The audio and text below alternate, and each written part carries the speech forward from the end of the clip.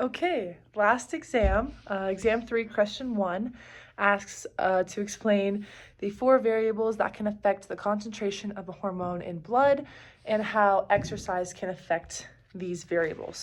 So, there are 4 different variables that affect the concentration of a hormone in your body. The first one is the the rate of secretion. The second one is the rate of inactivation, which basically just means breakdown of the hormone. Number 3 is transport proteins, and number 4 is change in plasma volume. So we'll start at number 1, the rate of secretion. And this one's really simple for me. If there's more of the hormone getting released into your blood, you're going to have a higher concentration of that hormone in your blood.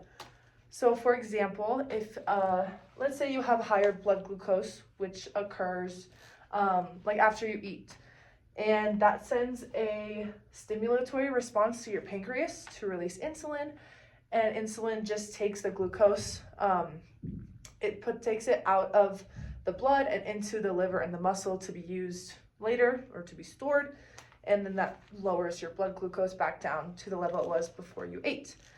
The same thing would happen if your blood glucose was low. It's going to have an inhibitory response to the pancreas, and then it'll deal with your blood glucose. Number 2, the rate of inactivation. Basically, the more active the liver and kidneys are, the more we will break down the hormone in our blood. Number 3, transport proteins. These are also pretty simple.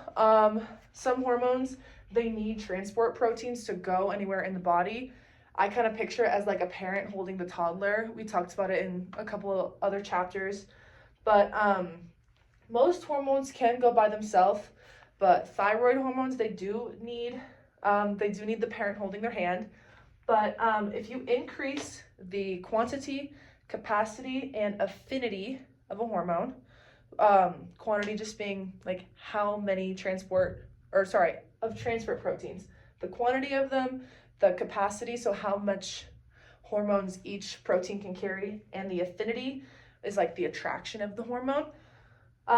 This will increase the amount of free hormones, which will also increase the effect and the concentration, which is what we're talking about here, is the concentration of hormones.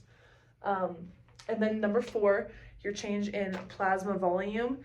So plasma is the water part of your blood, and usually about 55% of your blood volume is plasma. So that means about 45% that's your hematocrit.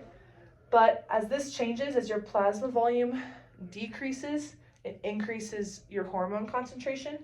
And how this is affected with exercise is as your workload goes up, your plasma volume goes down like this.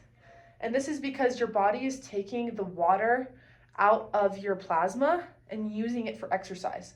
Like, we know that we need water for everything, basically. And when you're exercising, you just need more of it, so it takes it out of your blood. But as you get more trained, it goes like this. So it's a little bit different and you're more efficient.